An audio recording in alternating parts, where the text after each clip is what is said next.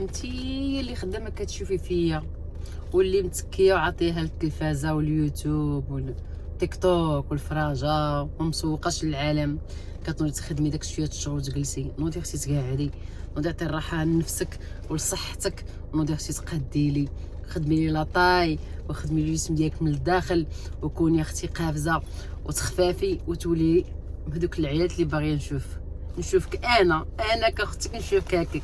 يلا حبيبتي نوضي اختي باش تتحركي. المهم داخله عليكم انا سخونه هذا النهار من بعد هذه الغيبه الطويله، كنقول لكم صباح الخير، ماشي صباح الخير، هذه نقولوا السلام عليكم. كي دايرين؟ لاباس عليكم؟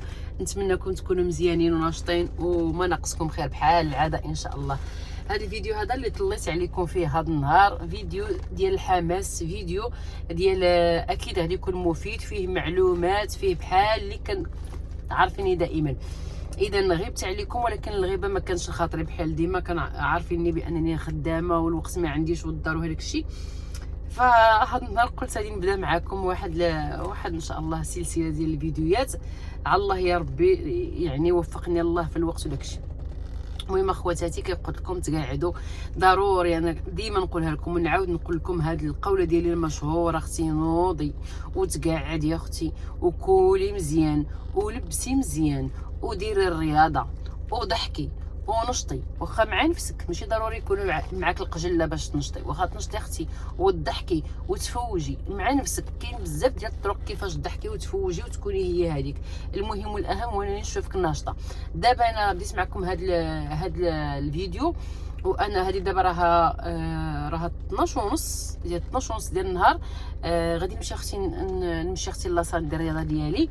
يعني واخا ما عنديش الوقيته ديال الغداء كنتغدى، المهم دغيا الغداء ديالي صحي وكنرتاح واحد شويه. المهم وكنبدا يعني ساعات ما كان عندي بين الغداء مع بدايه ديال الرياضه، كيخاص يكون حتى اكثر، ولكن بحكم ما عنديش الوقت اللهم هكا ولا ما نديرهاش كاع. اذا نمشيو على بركه الله لاصال، وملي غادي نرجعوا نسالي ونرجع غادي نحاول نشارك معكم واحد الوصفه اللي نقول لكم انا رهيبه معجزه، وغادي ترحموا لي عليها الوالدين وغادي تشكروني ونهضروا شي شويه نتهاودوا. المهم دابا راني كنهضر معكم شي شويه مزروبه. غادي نقول لكم دابا خليكم معايا، انا غادي نمشي اختي لاصال نتريني وعاد ديك الساعه نهضروا نكملوا الموضوع ديالنا. يلا ندوز نتوما اللي ما عندها صال تمشي، اللي ما عندهاش تريني في الدار اولا تخرج دير لا مارش صافي. يلا حبيباتي تقعدوا، خليناها في تقعدوا ياك. هذا هو الفيديو اللي درت المقدمه. انا والله لا وجهي ما كنحشمش، بغيت نقول لكم هذا راه النهار لا غد ليه، راه الصباح ديال النهار البارح اختي. هادشي اللي عطا الله، جيت مشيت لاصال بعدا، ومنين رجعت اختي جاتني السلعه. ايوا كنت مشغوله ما ساليتش العشيه، والله ما ساليت، ما كملت لكمش الفيديو. المهم دابا صباح الخير، صباح الرباح والتيسير. كي صبحتوا شخباركم؟ لاباس عليكم؟ نتمنىكم تكونوا بخير وعلى خير وما ناقصكم خير بحال ديما. بغيت نقول لكم نهار جديد، ولكن مازال عندنا البروغرام اللي قلت لكم عليه في المقدمه. غادي نشارك معكم واحد الحاجه اللي هي زوينه بزاف، ولا تبقاو ترحموا لي عليها الوالد دائما. المهم كيف ما قلت لكم راني مشيت لاصال ديك الوقيته، راه مشيت لاصال اختي بسلامتكم قسما بالله. شحال هذه راني عاقله في المغرب كانوا الناس ملي كيمشيو المهم الوالدات ديالنا ولا خواتاتنا ولا المهم في المغرب ملي كتمشي شي وحده للحمام وكتقول لك اختي بسلامتك واحد التحميمه وسخنت وقاديت وهذه. انا اختي بالنسبه لي احسن حاجه اللي نتمناها لاي وحده فيكم هي اختي تمشي لاصال. اختي ملي كتمشيو كتريني الحبيبه ديالي وكتجبدي العظيمات ديالك. انا بعد نهضر على راسي وراه كاينين مني عادات. ملي كنمشي لاصال وكندير الرياضه ديال كل نهار، كنحيد على الكتاف ديالي واحد الثقل. شفتوا والله العظيم عندك لاصال الثقل كنحيدو عليا، كنحس براسي اختي فراشه. والله الا كنهضر معكم بصح كنحس براسي فراشه. واش اختي هذا فيس فيا انا ولا؟ المهم نتمنى هذا الفيس اللي فيا يلصق فيكم البنات كاملين. بغيت غير نقول لكم والله العظيم الا ما نقدرش نقول لكم النتائج المبهره. حمدتك يا ربي وشكرتك اللي وصلت لها على الرياضه والاكل الصحي. زعما شنو نقول لكم، الحمد لله الجسم ولا فراشة، والله الا كنهضر معكم بصح الجسم الحمد لله ولا فراشة. واللي بغيت نقول لكم وكنأكد عليها البنات بزاف هو ان هاد النظام اللي راني ماشيه عليه دابا هذه العام الثانيه زوين بزاف، كيخليك الاكل الصحي اكيد اللي داروا لي الطبيب، والرياضه الطريقه ديال الرياضه اللي كندير يعني كنفقد الوزن ياكو، والجسم ديالك كيولي زوين، وكتحسي شوفوا راه الجسم ماشي غير المظهر، الجسم راه حتى داخليا حتى الجهاز الهضمي فهمتوا، حتى الفيتامينات كيدير الجسم ديالك. واكيد من بعد ما كديري التحاليل وكتشوفي يعني كاين بزاف د الحوايج تغييرات في الجسم داخلي وخارجي.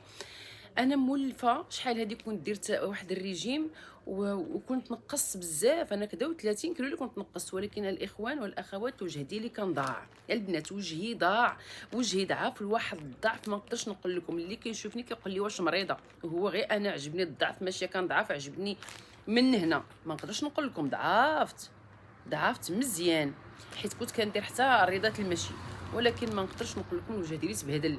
وزيد عليها ملي درت التحاليل لقيت عندي نقص حاد بزاف د الفيتامينات فهمتوا. دابا لا، دابا الحمد لله والشكر لله الفيتامينات مقادين، الضعف يعني زوين، والوجه ديالي انا كنشوف فيه مزيان دابا، ما ضعفتش ما تبهدلش وجهي بحال داك المره. اوكي هنا غادي يكون عندي هذا الفيديو البنات، غادي يكون جواب الاسئله ديالكم، ما كنبغيش نطول عليكم الفيديوهات اللي كنبغي ندير داك 10 دقائق 12 دقيقه باش ما تملوش، وإلا بغيتو نطول لكم الفيديو قولوها لي. علاش وجهي كتشوفوه شي وحدين قالوا لي اختي وجهك منور، الله ينوركم، كتشوفوني نتوما هكا الله يفرحكم وينوركم. المهم انا كيبان لي وجهي عادي، ولكن الا كنتو نتوما كتشوفوا وجهي منور فكنقول لكم الله ينوركم. وغادي نشارك معكم واحد الحاجه اللي الصراحه الله مني غادي نشاركها معكم وغادي تستعملوها، غادي تبقاو دعوا معايا وارحموا لي ترحموا لي على الوالد، الله يجازيكم بخير، والله يرحم كاع الاباء والامهات اللي توفاو واللي مازال والديه عايشين، كنقول لهم الله يطول لهم العمر والله يحفظهم لكم، وتهلاو في والديكم، تهلاو.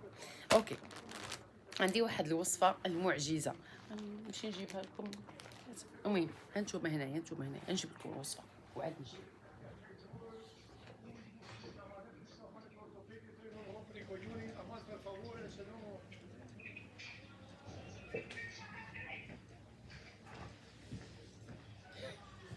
هذاك بنادم اللي باغي يدير الفيديو وما كيتصنع ما كيوجد، هي اختكم نزا وحق الله. دابا راني في الخدمه، راني خدامه، وبغيت نوريكم الوصفه ديالي اختي العجيبه اللي من كي كنقولوا حنايا ما نقدرش نهضر عليكم، زعما نخبعها عليكم، ماشي خبعتها عليكم ولكن ما كانش شي حد طالبه لي زعما باش نوريها له، ولكن دابا بحكم كندير فيديوهات غادي نشارك معكم واحد الوصفه، واحد المنتوج اللي عندنا في البلاد موجود وما رديلوش البال، حيت حنايا سبحان الله العظيم كنمشيو غير الحاجه اللي كنتعلقوا فين نتفلقوا.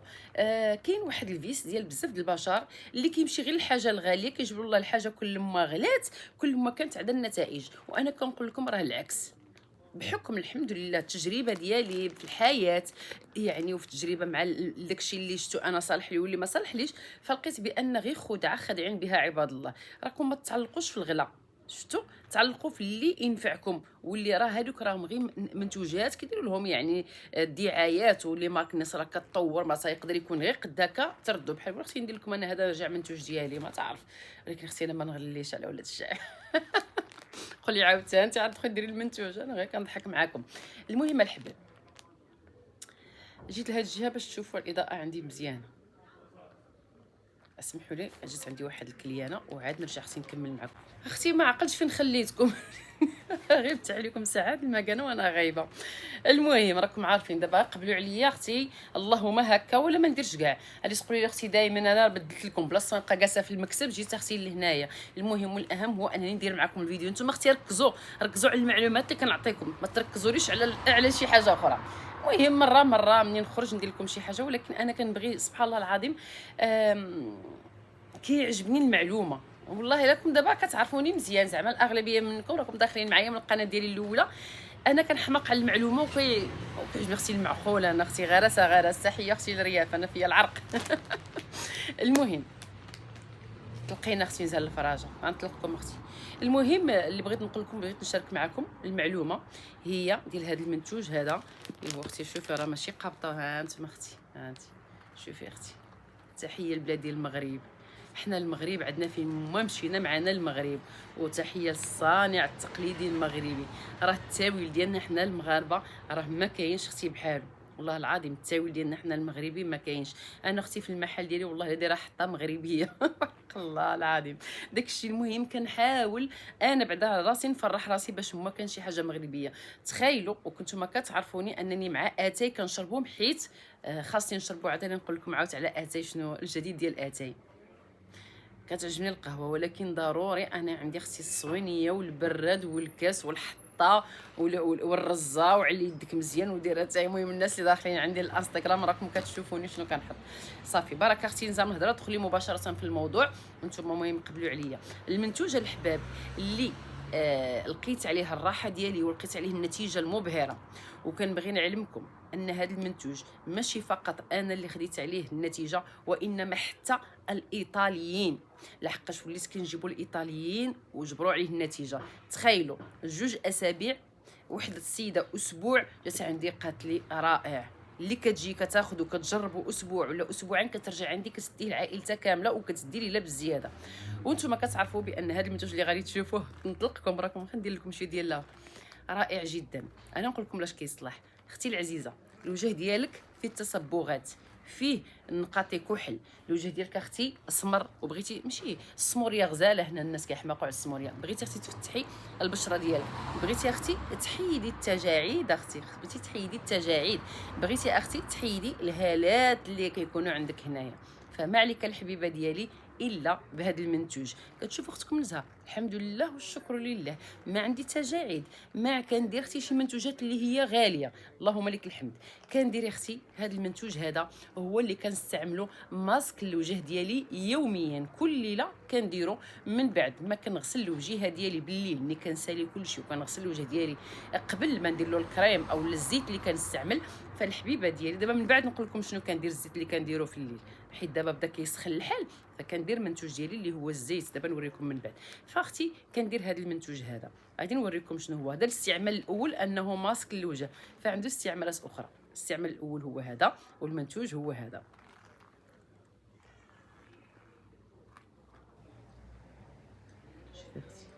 شوفي اختي هذه الحجره العجيبه، هذه الحجره العجيبه البيضاء اللي هي بالنسبه لي انا معجزه، واللي كانت مجربه تقولها لي. فبزاف الناس غالطين، عندهم في راسهم هذا المنتوج ديال الشبه ديالنا حنا المغربيه كيحتاج غير حاجه وحده، بلا ما نقول لكم شنو هي، راكم اغلبيه ديال العائلات عارفين، ولكن نتوما غالطين في هذا المنتوج. سيروا قراو عليه وشوفوا شنو فيه. هذا المنتوج رائع جدا للوجه للبشره، راه كيحيد اخوتي التصبغات. دابا حنا في الخريف ودوزنا الصيف والاغلبيه فينا مشى للبحر ووجهو كحال ورجعوا فيه النقاطي، ودابا في هذا الوقيته الوجه ديالنا يعني كيكون في شكل سبحان الله. حنا بحال الخريف، كيبداو بحال الورق كيطيحوا حتى حنايا كنبداو هكا. يعني خاصك تعتني براسك. الحاجه الاولى اللي غادي نخليها لك في هذه السلسله هي انك من بعد ما تغسلي الوجه ديالك ديري له هذا المنتوج، ومن بعد نعطيكم كيفاش تغسلوه باش تغسلوه شي حاجه طبيعيه. والمنتوج هذا الماسك بديتكم بالماسك، ومن بعد نوريكم شنو ديروا من بعد هذا. اذا كل عشيه الحبيبه ديالي منين تغسلي وجهك بالصابون اللي كتغسلي به الوجه ديالك بلا ما تنشفيه، كتجيبي هذه الحجيره هذه ديال الشبه كتغسليها بالماء وكتبقاي كديريها اختي، دوزيها على وجهك كامل. دوزيها اختي على وجهك من تحت العوينات ديالك بشويه بشويه، الجبيهه ديالك هكا كامله. هي ما كترجع عندك في وجهك لا لون لا والو، كيبقى وجهك هكا بحال اللي كتشوفيه، ولكن هو راه فيه المنتوج. غادي تخليها اختي في الوجه ديالك لمده ديال 30 دقيقه. يعني سير حبيبتي خدمي الشغيول اللي عندك وهادي وانت داير هذا المنتوج هذا.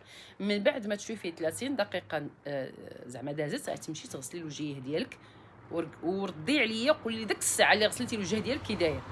وداك الساعه شي داك الساعه كتغسلي وجهك والوجه ديالك بياض، وجه ديالك بيض.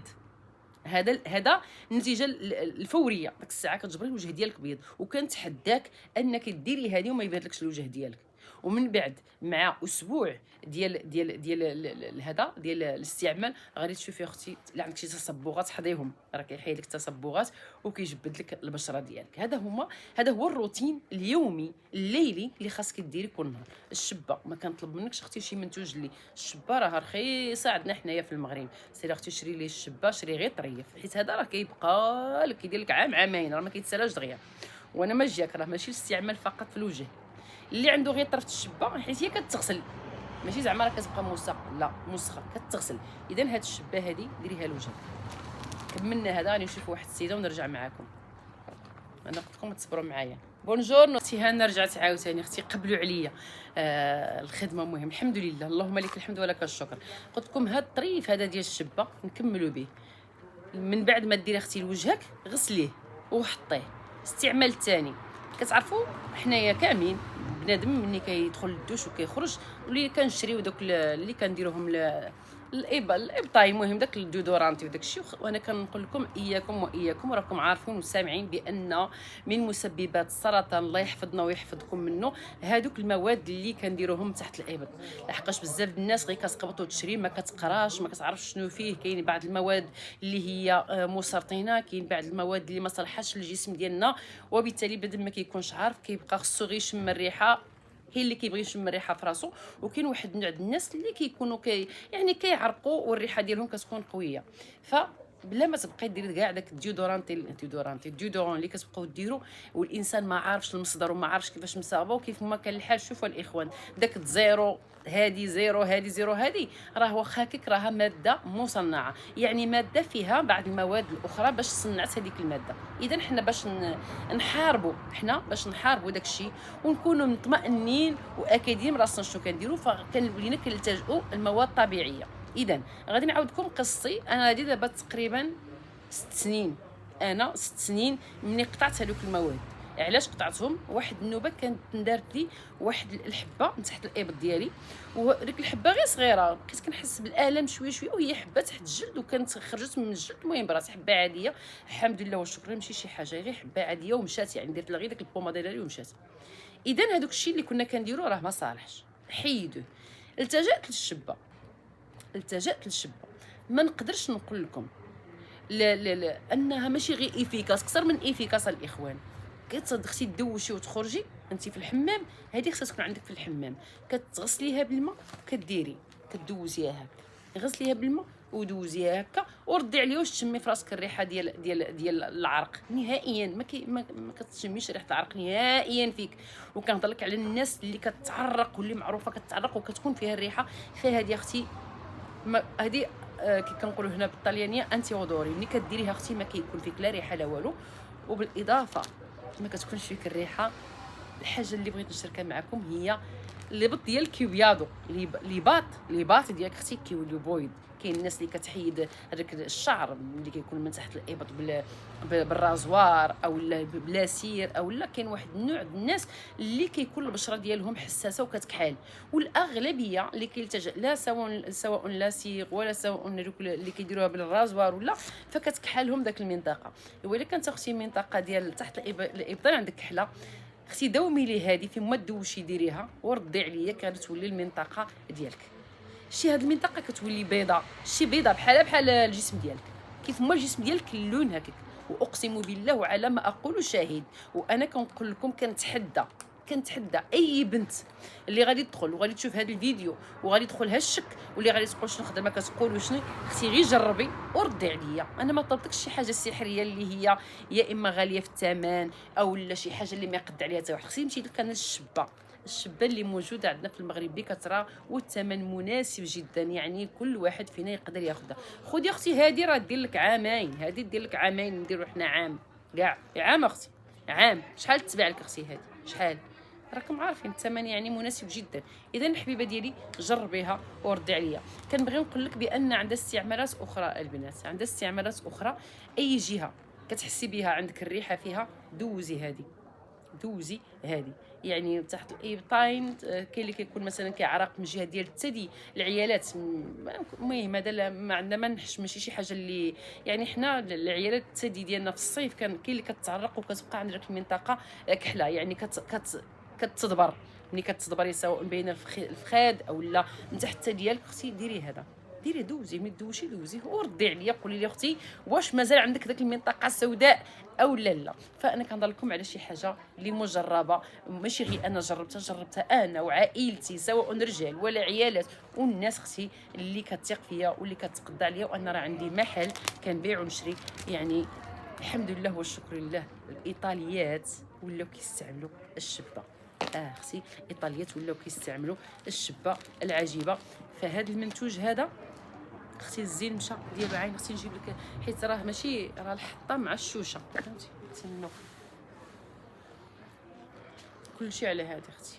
الناس دايره وحده انا دايره جوج اختي ما عندي ما ندير، انا راه كنحماق على شي حاجه سميتها ها انتم اختي، ها انتم كان من هذه الجهه اختي ومن هذه الجهه وحده قصيره وحده طويله. المهم والاهم هو ان الحطه المغربيه والصانع المغربي ديالنا حاضر ناظر معنا هنايا. المهم اختي العزيزه الا ولا ما بغيتيش كلشي حاضر كلشي ناظر. الشبه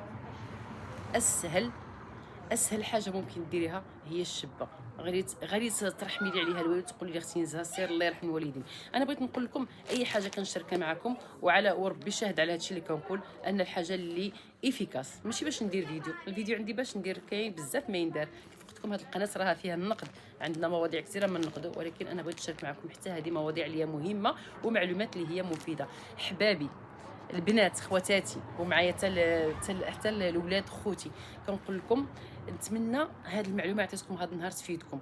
ودائما معايا تحت شعار تهلا في راسك، كولي مزيان وشربي مزيان، راه ماشي شربي غير الماء، كاين بزاف ما يتشرب، كولي مزيان وشربي مزيان وتهلاي في راسك وضحكي وتساري ونشطي ومولاها الله صافي. هادو هما الكلام باش نختموا ان شاء الله هذا الفيديو. ما سخيتش بكم، عجبتني الوقفه، كنت عوانه نمشي نكمل معكم وحنا جالسين اختي، هادشي اللي عطا الله.